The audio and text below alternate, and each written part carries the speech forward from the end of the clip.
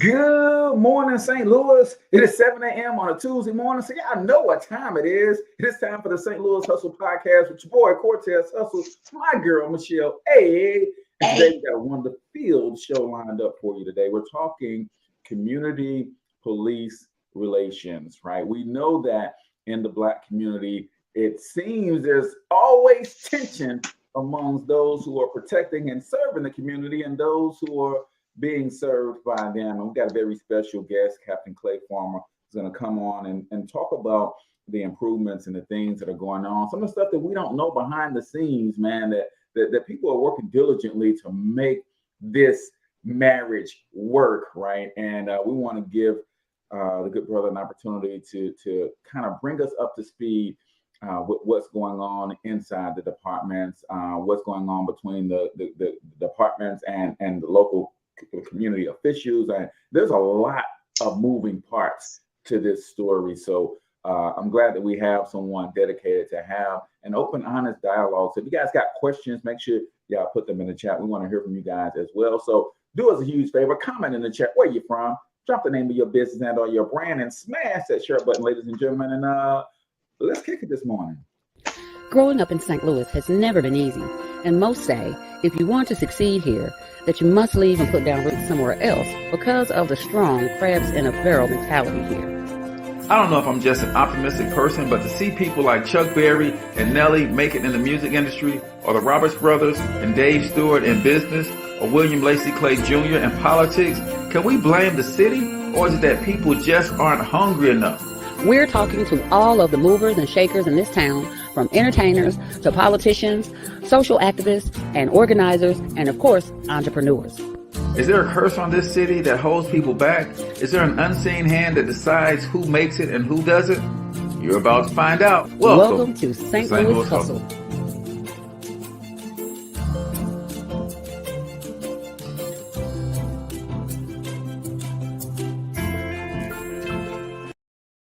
All right, ladies and gentlemen, welcome to the St. Louis Hustle Podcast. I'm your boy, Cortez Hustle. That's my girl, Michelle. Hey, and today we're talking community and police relations. But I got to shout out our sponsor, man. Today's show is brought to you by Open Arms Wellness, healing mind and body. Ladies and gentlemen, just remember, you don't have to be sick to get well. Let me say that one more time. What? You don't have to be sick to get better. Go to openarmswellness.com. Give them a call at 314-329-4326. Chalet! Man, I would just say it, and I don't want to sound like a hater. I love, but thank God, the whole Valentine's Day shenanigans is over. I got through it. Now, unlike last year, when I actually had a boo, this year I won't be a hater, you know what I'm saying? Because last year I was all with the, and all booed up. And this year, I was like, dang, fumble the ball. And so, this weekend was spent, I did have a Valentine. I was my own Valentine this year. I spent this weekend loving on myself. I spent this weekend appreciating myself and just really looking in the mirror and saying, hey, girl, hey, you are beautiful. You are talented. You is black. You is perfect. You is intelligent. I spent a lot of time just really trying to build me this weekend. So went into my own life. Good morning, gorgeous. Right. I had to wake up and say that every morning. Wake up and say, before the hair and makeup, good morning, gorgeous. Absolutely. No lashes, no nothing. I would say this super quick because I know we got to get moving in the show, but I had this experience where I'm glad I see my beauty and I don't depend on other people to see my beauty.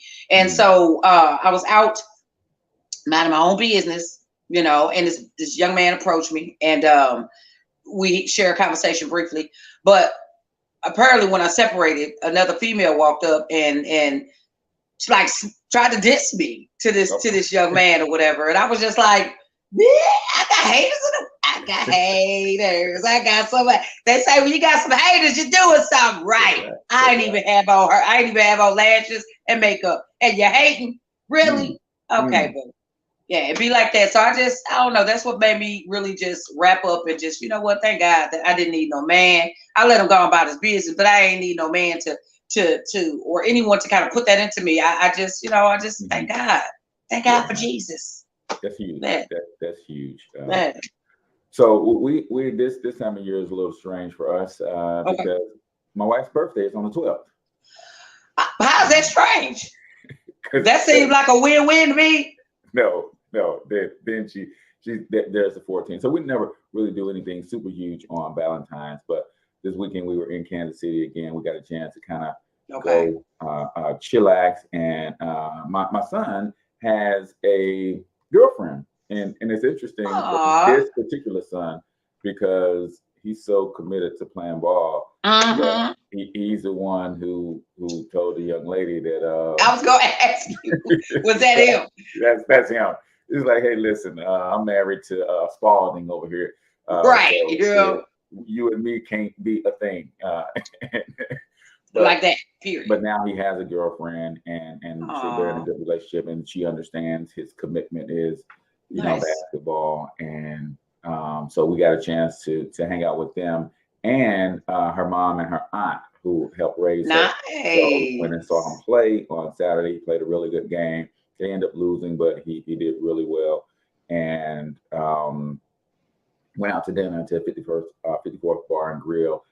In KC and kind of just hung out and got to know the mom and the auntie a little bit. And that's so cool. Yeah, that's so cool. It was dope, man. And family. Really so we that was kind of our prelude, and then we don't do a whole lot on Valentine's, so we just kind of sat around. But we did watch last night, "Marry Me." The new J-Lo movie, and it is hilarious. If you're into romantic comedies, people, it is a good watch. And you know what else I watched this weekend? The first 3 episodes of Bel-Air, the new version of the Fresh Prince.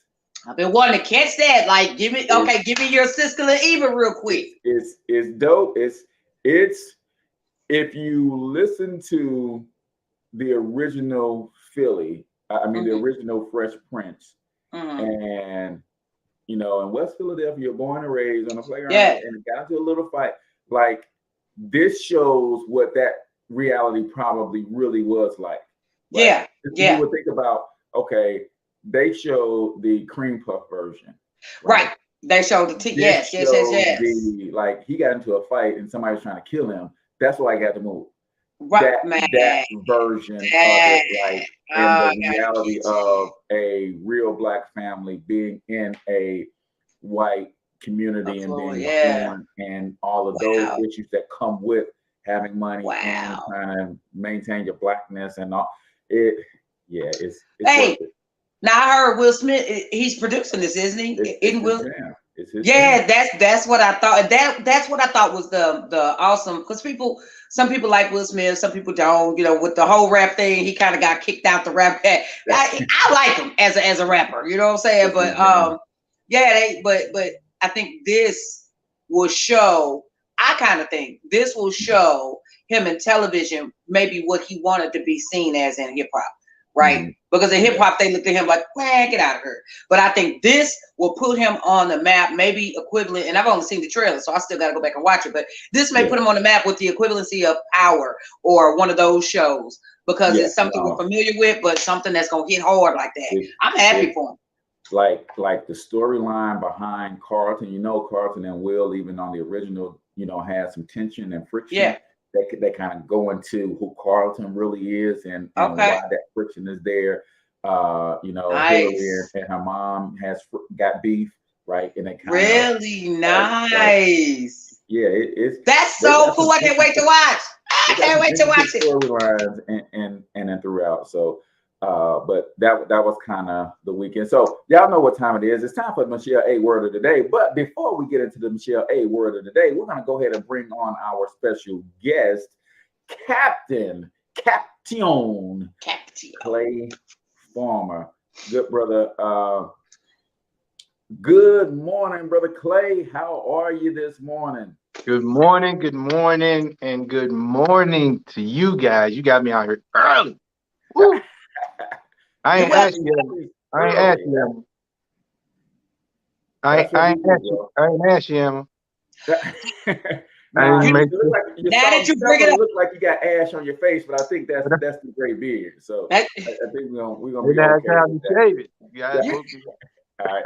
So before we let you get into who you are and all that you bring to the table and where you stand and your illustrious career and ascension and all of that stuff, Michelle does a version of the show every day, or a segment on the show every week called the Michelle A word of the day. So we're going to get into that first, just in case you want to correct Michelle on her word afterwards. And then we're going to get into who you are and all those good things. So let's get into Michelle A's word of the day. And now the Michelle A word of the day.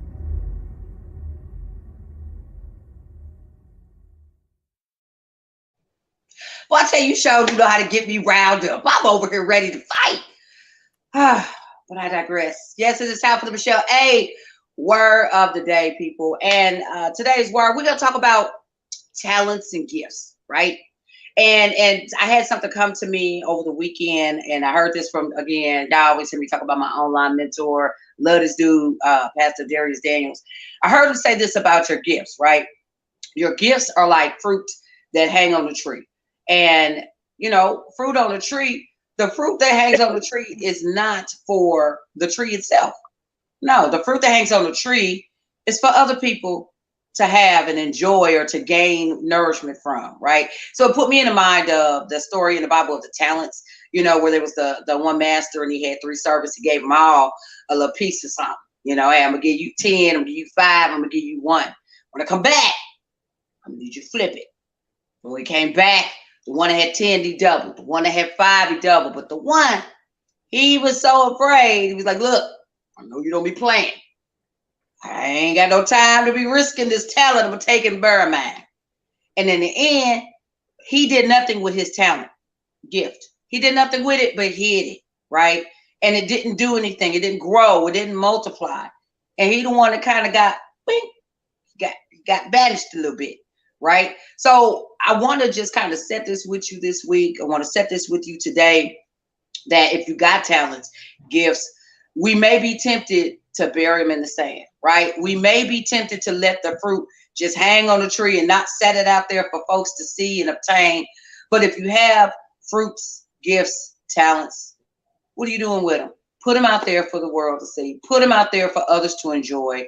If you take the focus off of yourself and put the focus on somebody else, let them enjoy those things that you have to offer. There's no need to bury those things. So question, what are you doing with your fruit? What you doing with your talents? I know what I'm doing with mine. All right, so that's what I got for you today. I'm Michelle A. That's your Michelle A word of the day, people. Boom. Love it, man. Listen, there's another scripture said that gift of talent will make room for you at the top to bring you before great men. Come on. So Pastor Cortez has showed up. Come on, preacher. Listen, don't get me to preaching. That's my jam right there. Listen, your gift, talents, and special abilities are designed to lead you to your purpose. And when you find your purpose, there too lies your provision. Come on. Seek ye first. Come on. I'm telling you, it's like when you start walking in that purpose, you ain't got to worry about nothing else.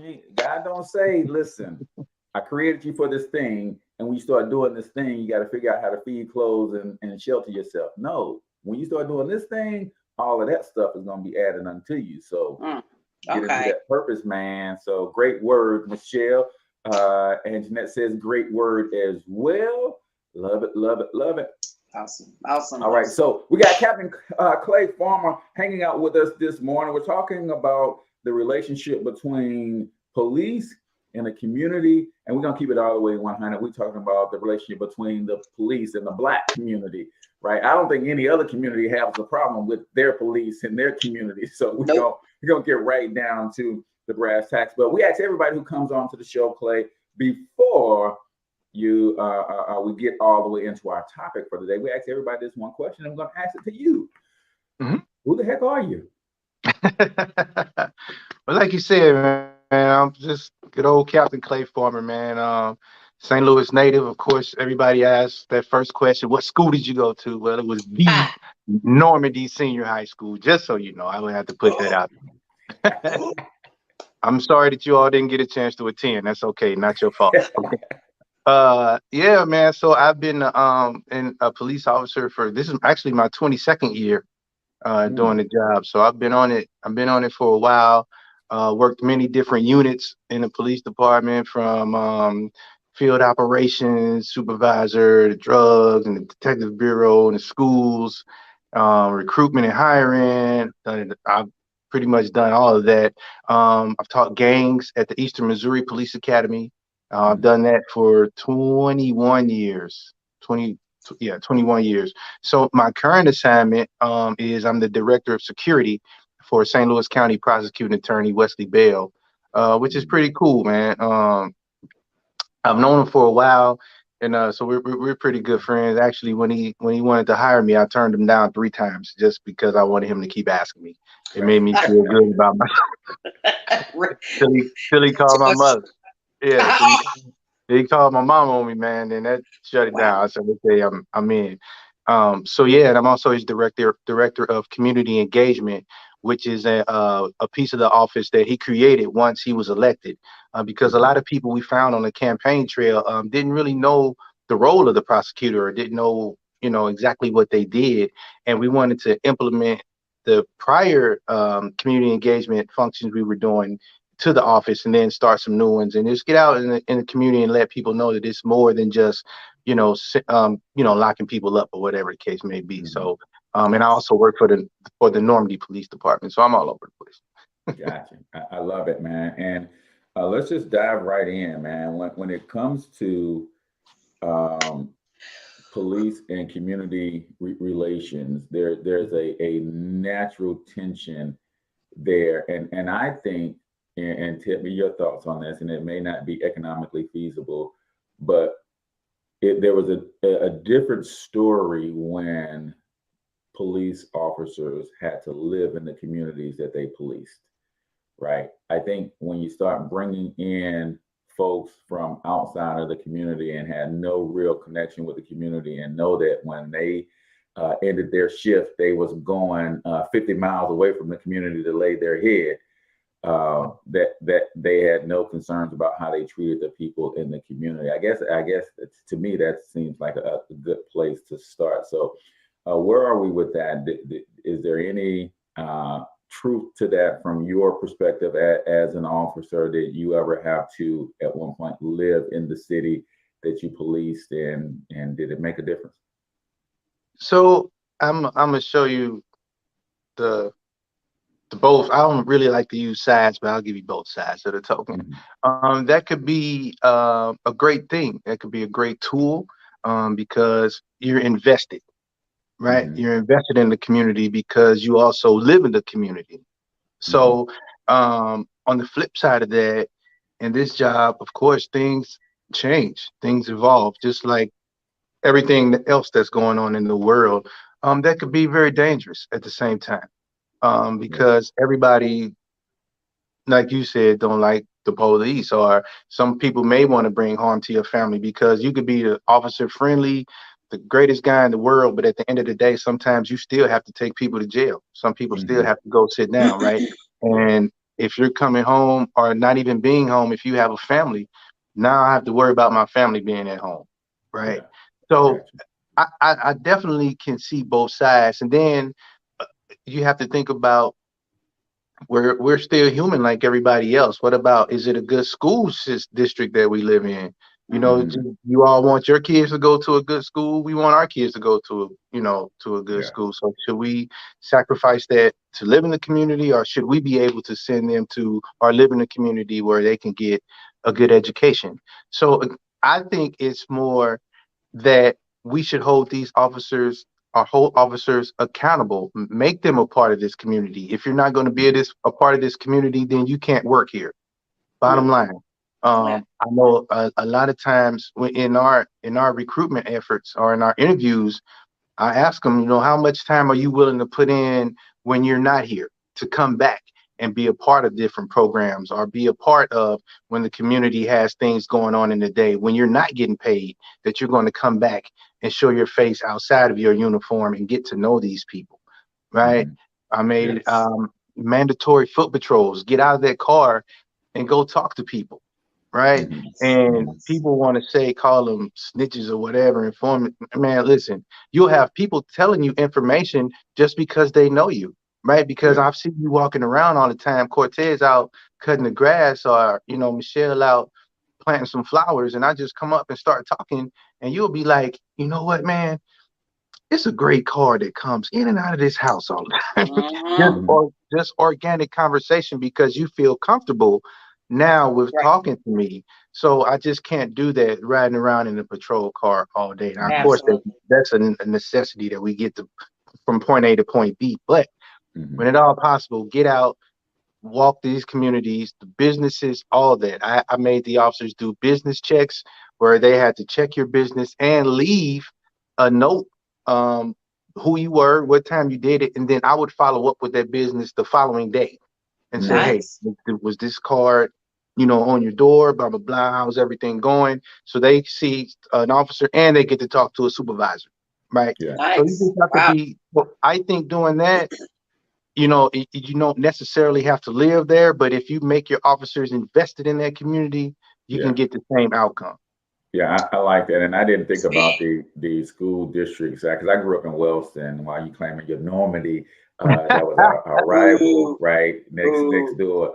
But that is right. You want your family to be safe. You want them to have the amenities that you feel that you're working so hard for. And that's what you're going to work for, and your paycheck is for.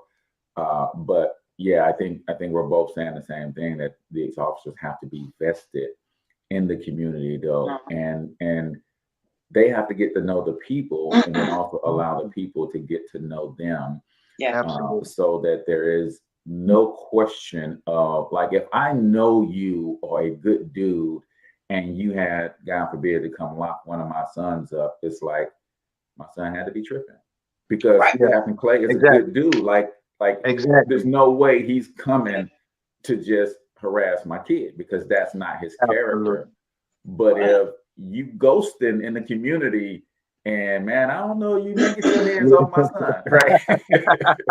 Right. I tell the recruits and people in the community, the badge gives you authority, but your character and integrity gets you respect. So absolutely. If you rock like that, man, you won't have an issue for the most part, right? Yeah. Just real quick, you mentioned in regards to making them get out and do those foot patrols. From a standpoint of, I think, and like you said, you got to get from A to B, but I can see the enhancement in community, because sometimes the fear is out there, it's real. The fear of the police, just seeing them cruise by in a squad car, it sometimes puts the fear, especially in I guess in young black men. But I have daughters, and they feel the same way. They feel like the drive-by is not necessarily patrolling, but watching. Right? It's not, you're not looking after me, you're looking at me. But that out engagement, that walking in the community, I would probably respond. And I really think young people are the same as well. They would respond better to a policeman walking up, hey, what's going on, y'all? As opposed to the drive-by and the look, or the drive-by and the wave. Because I think it plants a seed of, I'm being watched, not I'm trying to build community like the walk-up would. So yeah, kudos. I would love to see more of that. You see it on Delmar. I'll be honest. Ooh, I don't want to go there. But you see it on Delmar. You go down to the Loop, and there are officers. Yeah, they drive through, but they're out walking and talking in the community. Right. So I think it makes a difference. It makes a huge difference. All right. And like I said, you need that other piece, because we can't be everywhere at all times, right? I mean, people really in theory, want us to be on every street corner to just combat everything. But Right. those drive-bys are just so important. Even though I know how it makes people feel, those are Yeah. definitely important because you got Yeah. something that may be getting ready to happen, and then they see their car and like, you know what, Yeah. maybe I shouldn't do It's this. deterrent. Maybe I shouldn't do it. Right. Yeah. Agree. Yeah, I think with like you said, getting to know the people and the drive-by, I think one of the things that really that I don't like about, especially in the smaller municipalities, that they had to go because they were so underfunded. They had to go to the ticket mandates and writing tickets for every little thing. And I think for me, Ooh. I think that's one of the things. Even if you're not doing anything wrong, that's the first thing that comes to your mind when you see a cop. It's like, man, is my shoestrings tied? Is my grass too high? It's like there's something they're going to be able to find, and that's where the. But if that, I don't think if that was the case where you guys came through and I know my gutter hanging off, I don't have the money to fix it, and technically you can give me a ticket. So I'm thinking about, oh crap, this is giving me a little bit of anxiety. I'm getting those butterflies in my stomach every time I see a cop, not because I'm a criminal of just overtly breaking the law, but because I'm a criminal of poverty, right? I don't have sometimes the income and the revenue to do the things that I need to do. And now all of a sudden I become what sometimes you guys would consider a nuisance because, you know, my house isn't up to code, or my tags ain't all the way right on my car, and I'm just trying to get to work. And I've seen municipalities where 70% of their budget comes from writing those little tickets and stuff like that. Where do you guys stand on that, you personally? But I know there is a need for that, but it seems like we became a real, in some of these municipalities, it became a real, that became their professional thing, like writing tickets for every little thing. And I'm like, I know you see that dude that sell dope across the street every day, like I see him, but you ain't bothering him. But you over here want to because my inspection expired now, right? Where do you stand on that kind of stuff? So you hit the nail on the head. You know, at one time that was a part of the culture. Unfortunately, a lot of times police officers are used as tools, right? So you can have an officer that pretty much, you know, writing tickets is not really his thing, right? But you may have folks above him outside of police work saying, hey, you guys need to do this. You guys need to do that, right? We need more over here. We need more over there. And so what are they going to do, right? They're like, well, I got to get out here and do it, which is very unfortunate. I mean, you could pretty much pull any police officer aside and ask him, do you really like writing tickets with people gutter hanging up? They're going to be like, man, I don't care about that. Most of them. Now they'll say, you know what, it should look presentable because you want to bring your property values up. You want your neighborhood to look nice. But if that's my driving force to just get out here and just write tickets because your gutter's hanging off, they'll be like, no, we have probably more important things to do. Like you said, that drug dealer over here. But they did pass, I don't know if you all are familiar with SB5. SB5 bill, that came down and it limited the number of revenue that you can get from tickets. So I think, if I'm not mistaken, I think it can now only be like 15% of. I would have to look at it again. It's been a while, but yeah, municipalities and all that, they can only get so many a percentage of that. Yeah, because I ain't gonna call none out, Charlotte. St. John. You're now, what's crazy? Right. So, you know, they have to, you know, come up with other ways. But now on the flip side of that, and you know, again, I'm just, you know, showing both sides of the coin. Because I know that in reality there are some chronic repeat offenders who are just, they are maliciously breaking the law because of their political stance, their personal ideologies and things of that nature. And it's hard to separate the two. But when I started to look into that, and I was like, man, certain municipalities are getting 70-80% of their revenue from and it was from passers through of those communities. Yeah, like because people that live there already know. Right. Already know. Don't go down that street. They sitting back waiting on me to come through with my tail light out. Right. And it's like, man, that to me created this another layer of, especially as a Black man, I got the layer of, I know that police brutality is a real thing for me, right? I know that certain officers are waiting on me to, quote, resist, right? So that they can have an opportunity. But then on top of that is like, even if I'm not resisting, then they want to shackle me economically and literally write me 10 tickets at one time. Because that's what I was going to talk about. You're right, because I preach discretion a lot, and police officers have a lot of discretion, right? Even with them saying to do this or that. So yeah, I mean, it's if you want to write somebody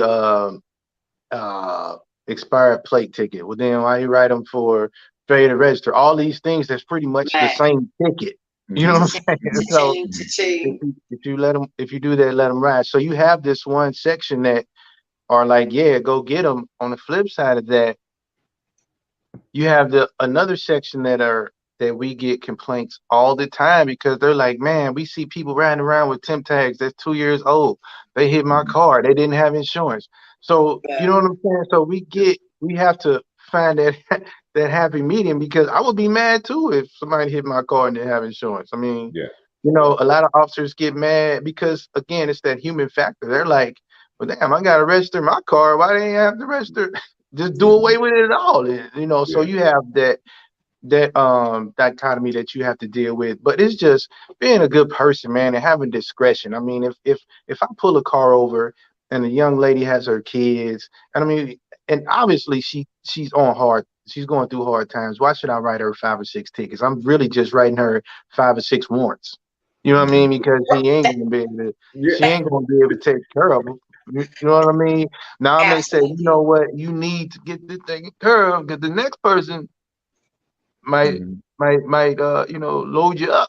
But you know what I'm saying? And then at the same time, again, we have to get our priorities together. If you buy a $60,000 car, you need to know that your sales tax is coming in 30 days. If you can't pay it, you may want to buy a cheaper car. Like, oh man, but you know what? Sounds like he getting into this income tax balling situation that's about to happen out here in these streets. It's about to go down, Cap. It's about to go down. But you know what though? 2 things. They passed the law. They roll the sales tax into payments now. And secondly, but I'll say this.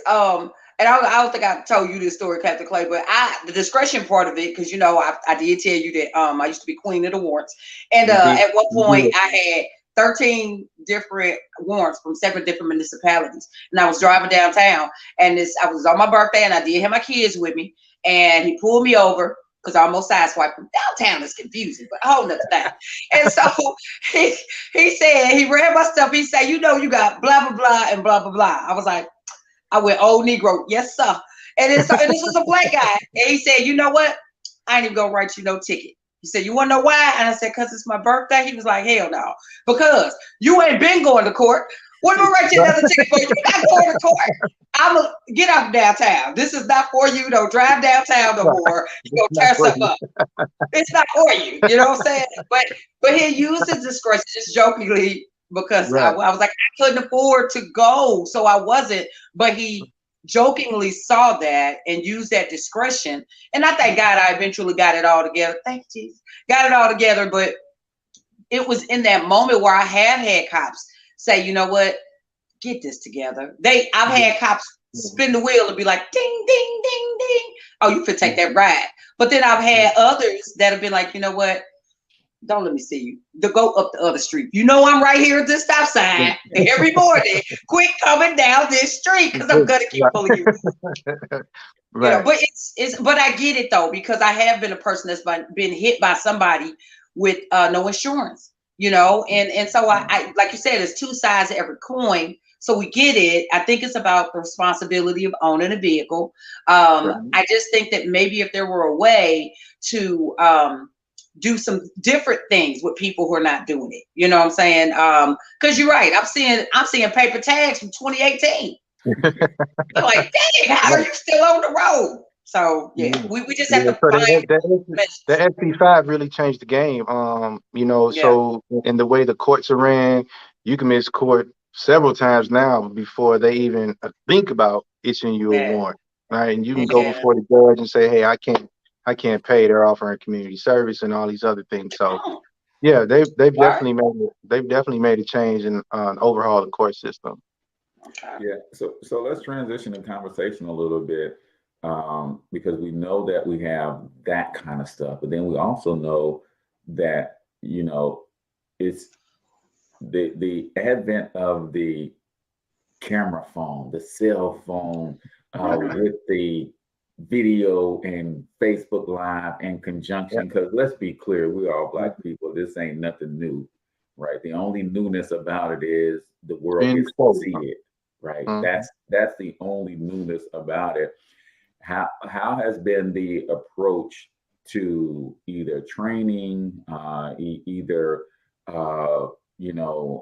funding or understanding of the relationships that need to be had in the community space in the wake of a George Floyd and in the wake of some of these other national televised cases? We had Mike Brown here, right here in Ferguson, not long ago. Right. From your perspective and standpoint, this is two parts. Okay. The department side of it, what are they doing? Right. I guess it's three parts. Right. What is the local city government saying about these things, and what are they trying to do to improve relations? What is the department stand on improving these relations? And then we know that you guys bleed blue, right? But there's also another dynamic in there with Black officers right now. What are you guys as Black officers saying? Okay, here's how we take control of this from our standpoint to be a better representation of the entire force in our community. So if you can kind of talk us through some of the things that's going on in the city level, the government official level, the actual department head level, and then as Black officers, what are you guys doing, that we may not be privy to kind of combat some of this aggression towards Black men in particular? But we've also seen some of our sisters get slammed to the pavement and get choked out just as well. So walk us through some of the things that we may not know that's happening to improve these things, and what we could see in the near future as a result of some of the initiatives that are coming down from the top. Thank you for those questions. I had to write them down because you kept going, so I wanted to make sure. He ran the stop sign. You ran the stop sign.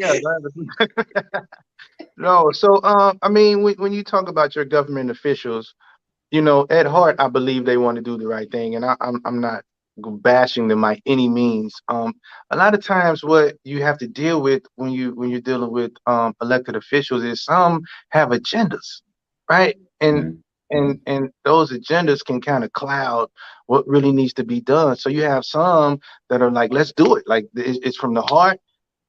We need to get this stuff done. And then you have some that are like, how is that going to make me look?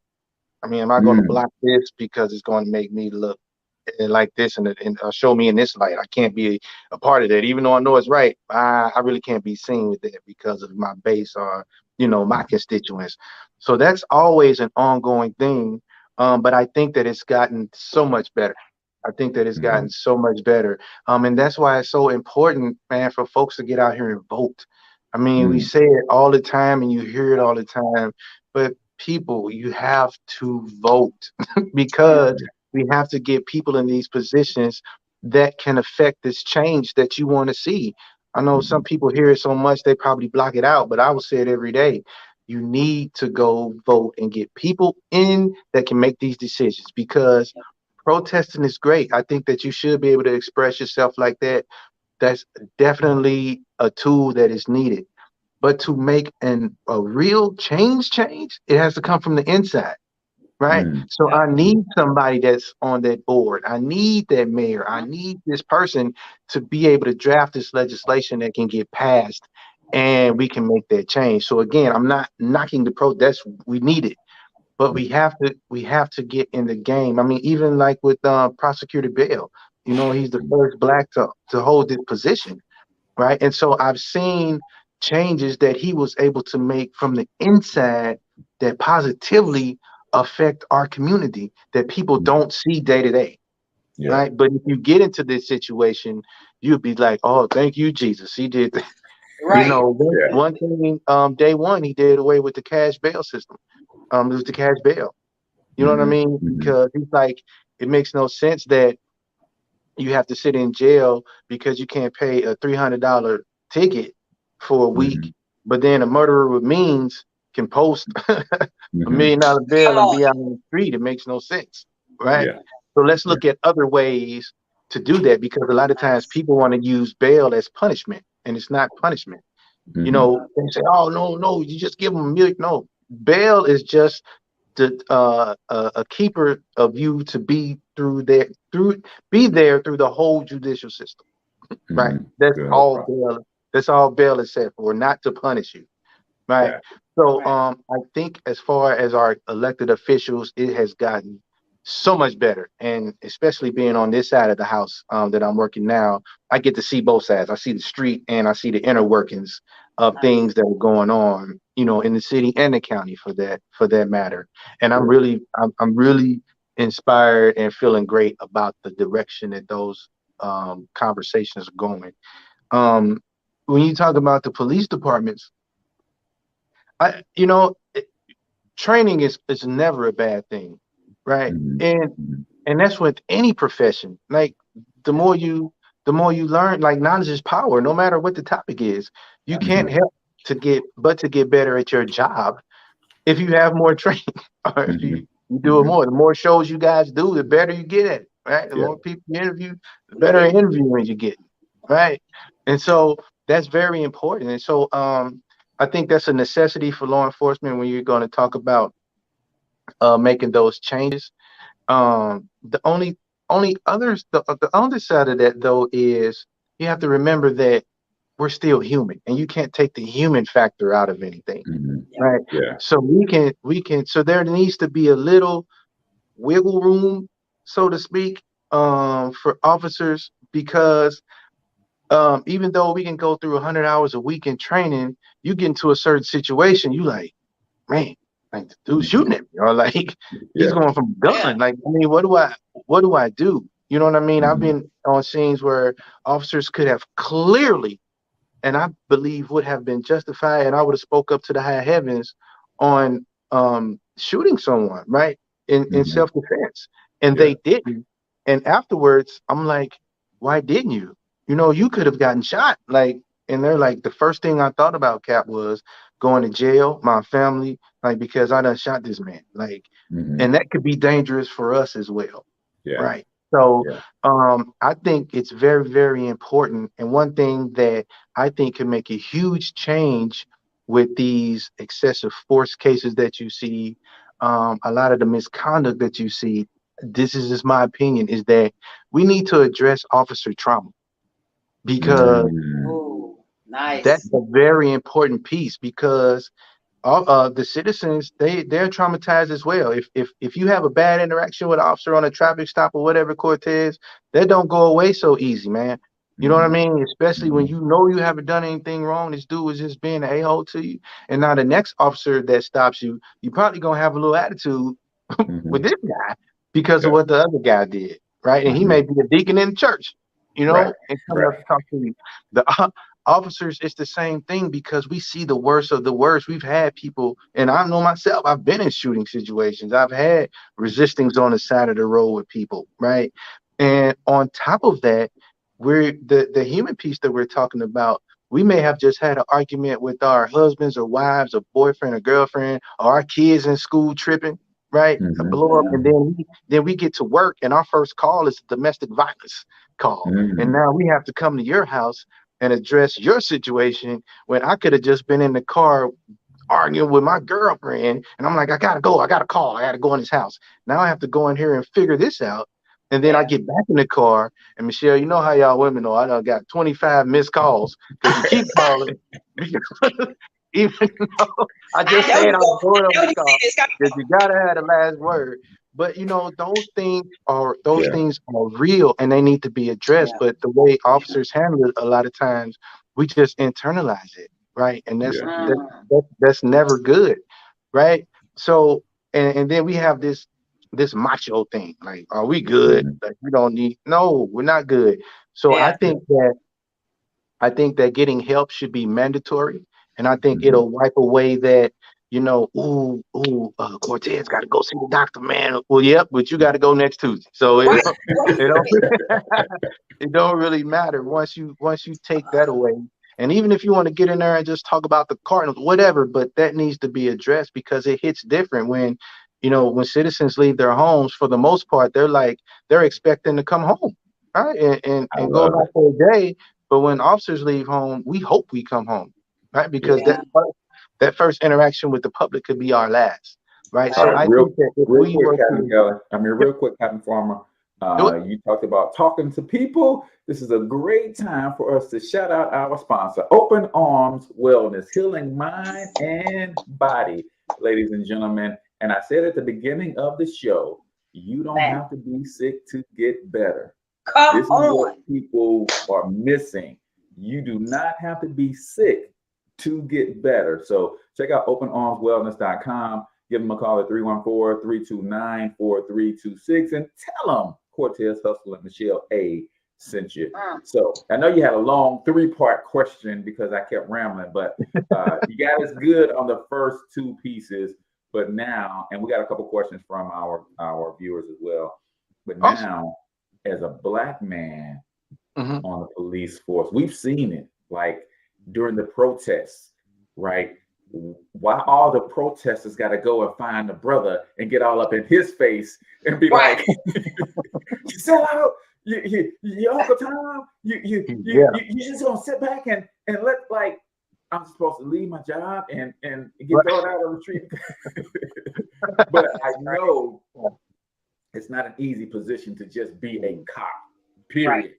But then with a lot of this unrest, to be a Black cop adds another level on top of that. What are you guys doing amongst yourselves to be better for us and still protect yourself at the same time? Well, it can definitely be frustrating, man, and very, very stressful because you're like, man, I'm out here for all of the right reasons. Like, the people out there don't know about all the programs that we have or what we Yeah. do off duty. They're just mad and they're venting right here because you're in their face and you're a part Yeah. of it, right?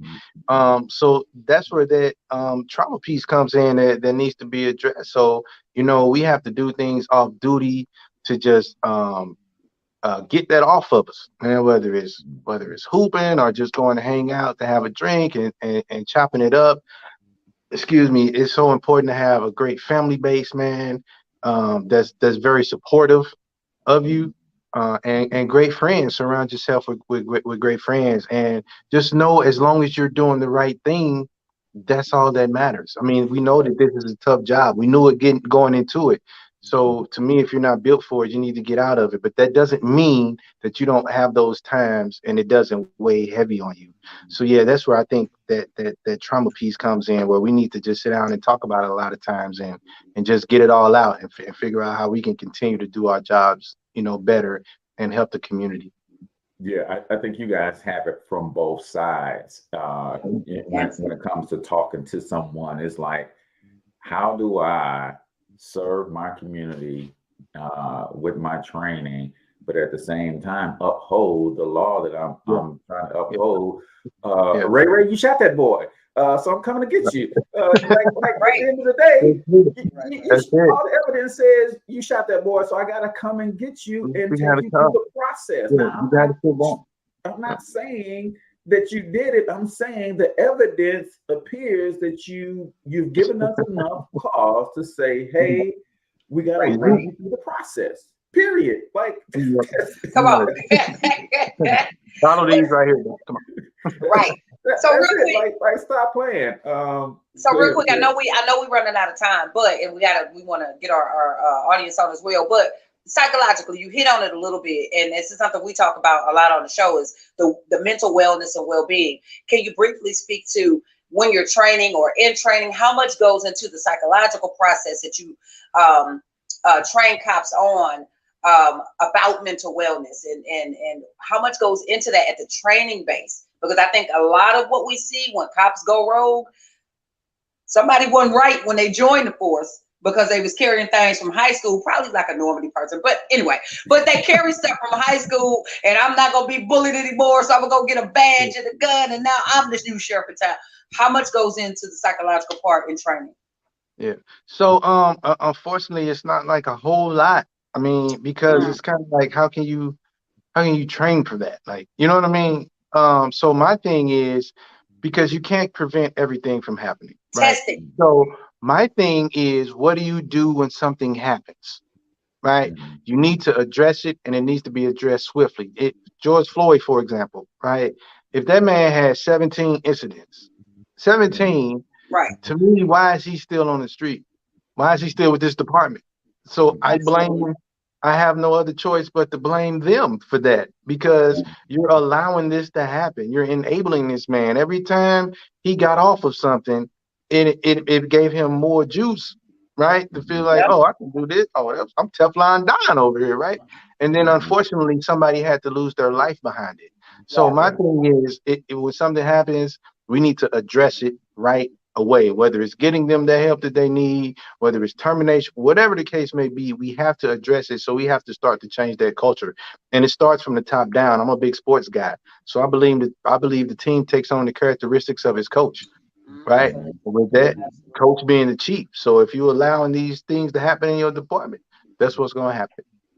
Love it.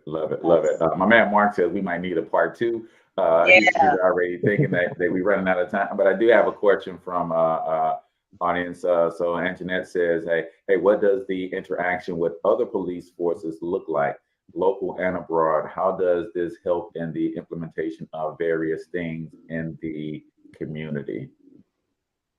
Well, I mean, we interact a lot with other agencies. We have to have shared communication, because crime is not just in one spot. These trends hit regionally, and like you said, abroad, whether it's policies. I know that they have certifications now, where you can get international certification, where everybody is on the same page with their policies, with their procedures, the way they do things. That's the CALIA accreditation. So I don't know if you ever seen it on the side of cars, police cars, where they internationally accredited. Well, that's like a 3 or 4 year process that you have to go through. And they come to your department, you have to lay everything out. They go through everything, all your policies. They do ride-alongs. They have community meetings. They bring people in and they tell them about your police department and things like that. So we work a lot together, actually, with local and agencies here and abroad as well. Gotcha. I love that, and I know. Being in Wellston, growing up, I remember when St. Louis County took over. Wellston had his own police department at one time. Then St. Louis County took over, and then my good buddy over there, Nate Griffin, is now mayor over there. Yeah, he brought in like young gun, right? Young gun. Like he came through and was like, no, we're gonna bring in and join the North County Co-op and really try to leverage, because I think that's another thing. And we got about 6 minutes, but I want you to speak to this. A lot of the small municipalities are trying to maintain their independence, but they don't have the resources, especially those predominantly Black municipalities like a Wellston. They don't have the same resources as for instance, a Charlotte, which is half the size with half the population, but because you have so many homeowners, they got a strong tax base. Right. So I think it was a good move for them to join the co-op and leverage the resources of a lot of small municipalities to maintain their independence, but without having to have the burden of staffing a police force and all of that kind of stuff. Can you speak to that real quick before we get out of here? Yeah, absolutely. Actually, I was a part of that. I worked for the co-op, and Prosecutor Bell was the city attorney at the time. So we met with Griffin, who I gave 42 in high school. But we'll talk about that another time. That's my man. But yeah, we were on the ground floor of building the co-op. That's where Wellston was the first city that we partnered with, and then it it branched out from there, where we ended up with 8 municipalities. Sometimes, like I said, with the elected officials, they don't want to give up that little piece of the kingdom, right? So they feel like, well, if I do this, then I won't have this control. I can't tell officers to go do this or this, right? It's not about the well-being of the community at whole, a whole community. So it's been great, man, and we really turned things around in Wellston and the other communities like Pine Lawn and all of them that we police, because you got quality policing. Yeah. Right. Because no matter if you live in Wellston or Chesterfield, even though they have more means, we still should be able to get the same quality of policing. To me, that doesn't mean I shouldn't be as safe. And I think that's important that we change the way public safety looks. If I can just talk about that really fast. Yeah. So like, even from our office, right, from Prosecutor Bell's office, like what he's done to change the landscape of things that have been done, right? So prior to him coming in, under the previous administration, that guy that was in there. So he's issued 41% more domestic violence cases. He's issued 58% more homicide cases, and he's issued 90% more assault cases, right? On the flip side of that, which is great, because again, if you're committing these violent crimes, you need to go sit down. Like, it's no way that you should be out here running the streets. I don't care what nobody say. You need to go sit down. On the flip side of that, he's huge in diversion for the low-level, non-violent people that just need help, right? A lot of times people just they need help. I mean, addiction is a disease. Mental health disorder is a disease. Like, locking these people up is not going to cure that, right? So, the recidivism rates in Missouri are at 45%. The recidivism rates in the U.S. after 10 years is 80%. So in his diversion program, which offers wraparound services, housing, employment, all of these things, because if you don't have those, you're just going to go right back to doing what you were doing. And over the 1,500 people that are in this program right now, it's only at an 8% recidivism rate. And that is amazing. And that's covering both sides of the house, right? So public safety is more than just taking everybody to jail, which some people need to go. You need to address these underlying issues that are causing people to do this over here. And I think that we've done a great job at that, and they're going to continue to do it.